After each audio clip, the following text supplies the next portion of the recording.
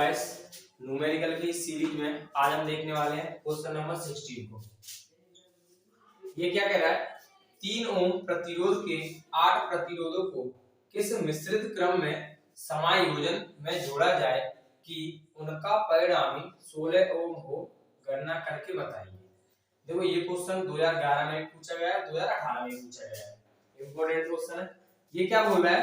हमारे पास 3 ओम के 8 प्रतिरोध है और इनको हम किस प्रकार के संयोजन में जोड़े, श्रेणी क्रम में जोड़े या समांतर क्रम में जोड़े या हम मिश्रित क्रम में जोड़े कि हमें 16 ओम प्राप्त हो जाए।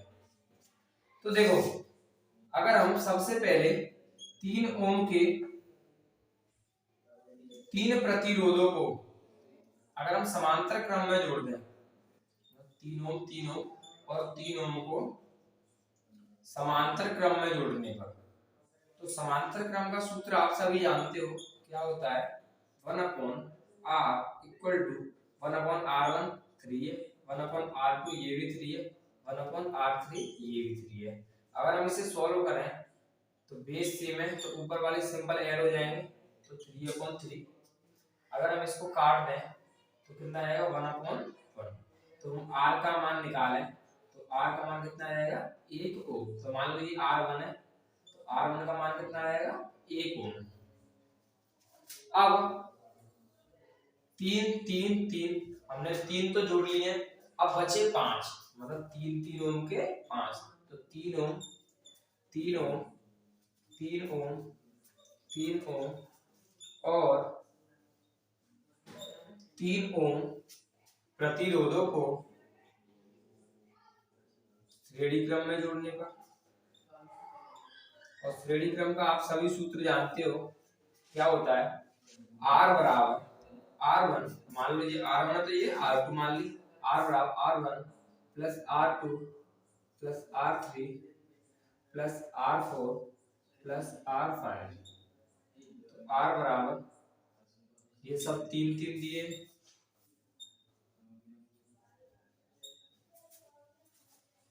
तो ये हो जाएगा 15 ओम। तो देखो, हमारे पास R1 1 ओम आया है, R2 15 ओम आया है। अगर हम अब इन दोनों को फिर से श्रेणी क्रम में जोड़ दें, इधर रफ करते हैं, स्क्रीनशॉट ले लिया होगा भी आपने। तो हम कहेंगे R1 और R2 को श्रेणी क्रम में जोड़ने पर, तो हम जानते हैं इसका इक्विवेलेंट कितना आ जाएगा? श्रेणी क्रम में R1 प्लस R2 हो जाएगा, तो REQ बराबर 1 प्लस 15, ये कितना हो जाएगा? REQ बराबर 16 ओम। अब हम आगे बढ़ते हैं क्वेश्चन नंबर 17 की ओर। अब हम देखने वाले क्वेश्चन नंबर 17 को। ये क्या कह रहा है? 1 घंटे में 50 वोल्ट विभवांतर से, विभवांतर मतलब ये हमें V का मान दिया है, कितना? 50 वोल्ट विभवांतर से 96,000 मतलब 96,000 कूलम। कूलम किसका? आवेश का मात्रक होता है, तो 96,000 कूलम आवेश को स्थानांतरित करने में उत्पन्न ऊष्मा होती है H। और हमने ऊष्मा के 4 सूत्र देखे हैं, उनमें सबसे पहला है, हम जानते हैं ऊष्मा का पहला ही सूत्र है H बराबर V मल्टीप्लाई Q या H बराबर VQ। तो H बराबर V का मान कितना दिया है? 50 वोल्ट, Q का मान कितना है? 96,000 कूलम। अगर हम इसे सॉल्व करें तो H का मान आ जाएगा आपका 48 और इनका और करें तो H ये होता है जूल में, इतना जूल। अगर हमें ये कैलोरी में निकालने को दिया होता तो हम 4.2 से डिवाइड लगाते, ये हमारा जूल में आ गया। अगर हम इसे और दूसरी लैंग्वेज में लिखना चाहें तो H बराबर फिजिक्स की भाषा में तो ये हो जाएगा। तो हम इसको ऐसे भी लिख सकते हैं, 48 मल्टीप्लाई 10 टू पावर 5 लिख सकते हैं। तो H बराबर 4.8 मल्टीप्लाई 10⁶। ऐसे भी लिख सकते हैं इतना जूल। ये हमारा इसका आंसर हो गया। अब हम बढ़ते हैं क्वेश्चन नंबर 18 की ओर। अब हम देखने वाले हैं क्वेश्चन नंबर 18 को। ये क्या कह रहा है, 20 ओम प्रतिरोध की कोई वैद्युत स्त्री 10 एम्पीयर की धारा लेती है, 1 मिनट में उत्पन्न ऊष्मा परिकलित करो। देखो 20 ओम प्रतिरोध होता है आर का मान कितना दिया है 20 ओम। प्रतिरोध की कोई विद्युत स्त्री 10 एम्पीयर आपको पता है किसका मात्रक होता है विद्युत धारा का। एम्पीयर की विद्युत धारा लेता है 1 मिनट में, मिनट सेकंड किसका टाइम दिया होता है समय का, तो 1 मिनट किसका टी का मान दिया है। परंतु हमने आपको बताया हमेशा ये हमें सेकंड में लेना है, तो 1 मिनट को हम सेकंड में चेंज करेंगे तो 60 सेकंड हो जाएगा। अब हमें निकालना क्या है उत्पन्न ऊष्मा, जो क्या होती है H निकालना है। देखो हमने सबने सूत्र पढ़ाया, हम जानते हैं एक सूत्र होता है H बराबर I² RT। तो H बराबर I का मान कितना दिया हमें 10 एम्पीयर, तो 10 का स्क्वायर करना है मल्टीप्लाई R का मान हमें 20 ओम मल्टीप्लाई समय का मान 60 सेकंड दिया है। अब इसे सोल्व करें तो H बराबर इसका स्क्वायर 100 हो जाएगा मल्टीप्लाई 20 गुणा 60। अब सिंपल हमें मल्टीप्लाई लेना है, तो हम इनका मल्टीप्लाई देंगे तो इसका आंसर आएगा H बराबर इसका इसमें देंगे तो 1200 और 2 जीरो और इतने जूल ऊष्मा परिकलित होगी आपकी। अगर हम इसे ऐसे भी लिख सकते हैं H बराबर 1.2 इंटू 10⁵ जूल। अब हम देखते हैं क्वेश्चन नंबर 19 को। अब हम देखते हैं क्वेश्चन नंबर 19 को। ये क्या कह रहा है L लंबाई तथा A मोटाई के तार का प्रतिरोध। मान लो ये कोई तार है जिसकी लंबाई L मानी गई है और इसकी मोटाई A मानी गई है और इसका प्रतिरोध हमें R दिया है। इसी पदार्थ के किसी अन्य तार का प्रतिरोध क्या होगा जिसकी लंबाई L/2 तथा मोटाई 2A हो। इसने बोला है कोई इसी पदार्थ को अगर हम ऐसा करना है कि इसकी लंबाई तो L/2 मतलब पहले वाली लंबाई की आधी हो जाए तथा इसकी मोटाई ऑटोमेटिकली 2 गुनी हो जाएगी, इसकी मोटाई 2 गुनी हो जाए तो इसका प्रतिरोध क्या होगा। तो देखो हम करेंगे L लंबाई, तो मान लो जो हमारी स्टार्टिंग वाली लंबाई L वो हमें L ही दी है, मोटाई जिसे हम अनुप्रस्थ काट का क्षेत्रफल A बोलते हैं वो हमें A दिया है। तार का प्रतिरोध क्या होता है R का मान हमें कितना दिया है 4 ओम। इसी पदार्थ के किसी अन्य तार का प्रतिरोध, मान लो कोई दूसरा प्रतिरोध निकालना है इसी पदार्थ का, हमें R' निकालना है, R' मान लिया क्या होगा जिसकी लंबाई L तो हमने मान ली, मान लो L' जिसकी लंबाई L/2 और जिसकी मोटाई A' मान लो 2A है, तो हमें इसका प्रतिरोध निकालना है। देखो हमने एक सूत्र पढ़ा है, हम जानते हैं R बराबर ρL/A। इसकी हमने एक ट्रिक भी बताई है R बराबर रो ले। अब ये तो हमारा सिंपल के लिए हो गया, हमें तो नया वाला R निकालना है, इसके लिए हो जाएगा R' बराबर ρL'/A'। अब आगे सॉल्व करेंगे तो R' बराबर L' का मान हमें कितना दिया है L/2 अपॉन A' का मान कितना दिया है 2A, 2 इसके मल्टीप्लाई में आ जाएगा तो R' बराबर L/2 मल्टीप्लाई 2A। अगर हम इसे सॉल्व करें तो R' बराबर L/4A। अब हम जानते हैं ρL/A रो एल अपॉन ए, इसकी जगह पे हम आर रख सकते हैं। तो हम क्या करेंगे, आर डैश बराबर आर अपॉन 4, इसकी जगह पे हमने आर रख दिया, रो एल अपॉन ए, रो एल अपॉन ए, इसकी जगह पे हमने आर रख दिया। अब आर का मान हमें क्वेश्चन में दिया है 4 ओम, तो आर डैश बराबर आर के 4 रखेंगे तो ये कैंसिल हो जाएगा, तो हमारा आर का मान कितना आ जाएगा, 1 ओम, मतलब आर डैश का। तो इसका मतलब ये है इस तार का प्रतिरोध नई वाले का कितना होगा, 1 ओम। अब इसकी एक शॉर्ट ट्रिक भी है। शॉर्ट ट्रिक क्या है, आप शॉर्ट ट्रिक के रूप में इसे भी देख सकते हो। अगर ये ऑब्जेक्टिव में इतना बड़ा क्वेश्चन तो ऑब्जेक्टिव में आप इसको तो करोगे नहीं, तो एक सूत्र याद रखना है, r बराबर n स्क्वायर r या r डैश बराबर n स्क्वायर r। अब हमें n की जगह क्या रखना है, पहले इसकी लंबाई l थी, अब इसकी लंबाई l/2 मतलब आधी हो गई है, 1/2 हो गई है। तो n की जगह पे हम डायरेक्ट 1/2 रख देंगे।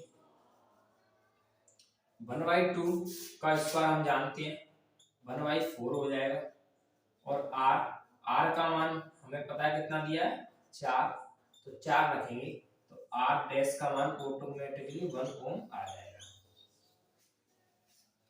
अब हम देखते हैं क्वेश्चन नंबर 20 को। अब हम देखते हैं क्वेश्चन नंबर 20 को।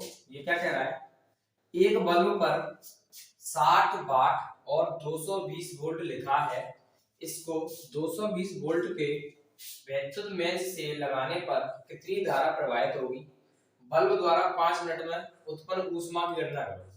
देखो एक बल्ब पर 60 वाट, वाट किसका मात्रक होता है, शक्ति का, तो 60 वाट लिखा है, इसको 220 वोल्ट, वोल्ट मतलब वी, वोल्ट के वैद्युत मेष से लगाने पर कितनी धारा प्रवाहित होगी, आई निकालना है।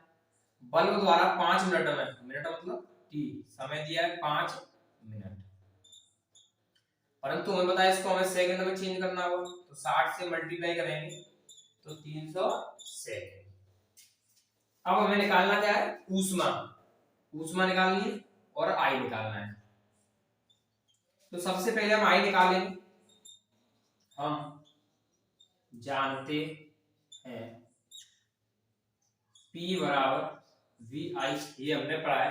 अगर हम आई निकालना चाहें तो आई बराबर P अपॉन वी, P का मान 60 अपॉन V का मान 220 वोल्ट। अगर हम इसे सॉल्व करें तो ये आपका आ जाएगा 3/11, आई मतलब एम्पियर। तो आई का मान कितना आ गया, आई बराबर 3/11 एम्पियर, मतलब आई तो हमने निकाल ली। अब इसने क्या पूछा है, उत्पन्न ऊष्मा H और निकालनी है हमें। तो H का हमने सूत्र पढ़ा है, H बराबर आई स्क्वायर आर टी, तो H बराबर आई स्क्वायर कितना दिया है, 1 मिनट, इससे नहीं करेंगे, हम देखेंगे इसमें हमें H बराबर वी आई टी लगाएंगे, क्योंकि हमें R का मान तो दिया नहीं है, सोच से करें तो हम जानते हैं H बराबर वी आई टी। तो H बराबर V का मान हमें इसमें दिया है 220 मल्टीप्लाई आई का मान कितना है 3/11 मल्टीप्लाई टी का मान कितना है 300। अगर हम इसे सॉल्व करें तो H बराबर 20 मल्टीप्लाई 3 गुणा 300, और अगर इसे और सॉल्व करें तो H बराबर 18,000 जूल, ये इसका आंसर हो गया। अगर हम इसको कैलोरी में निकालना चाहें तो H बराबर इसमें 4.2 का डिवाइड दे देंगे, 4.2 का डिवाइड दे देंगे, हमने डिवाइड करके यहाँ पर रखा है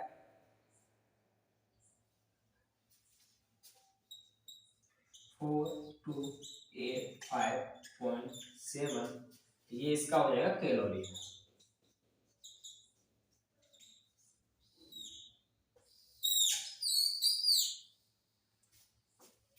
अब हम देखते हैं क्वेश्चन नंबर नेक्स्ट को।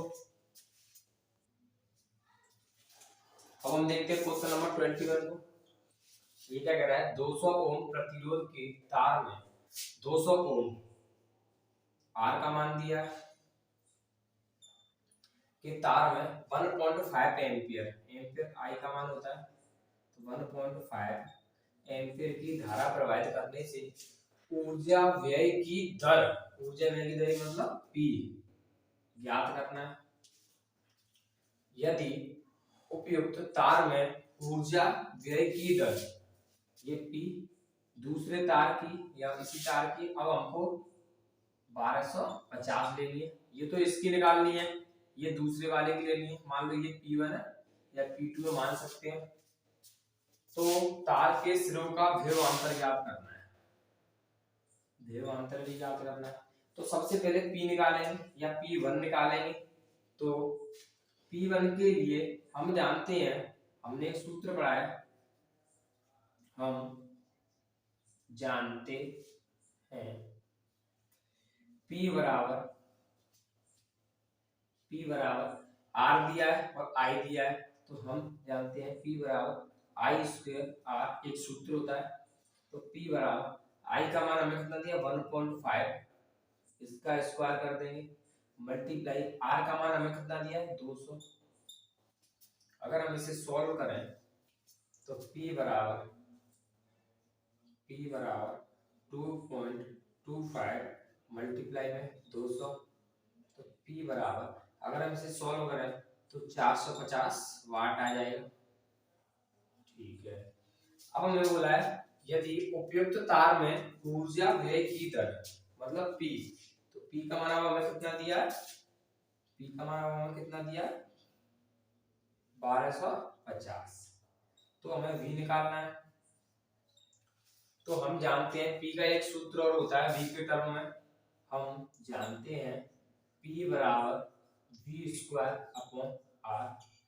हमें V निकालना है, तो V का सूत्र हो जाएगा V स्क्वायर बराबर P मल्टीप्लाई R। तो V स्क्वायर बराबर P का मान हमें कितना लेना है 1250 मल्टीप्लाई R का मान हमें कितना 200 ओम दिया है। अगर हम मल्टीप्लाई करें तो इसका मल्टीप्लाई आ जाएगा 250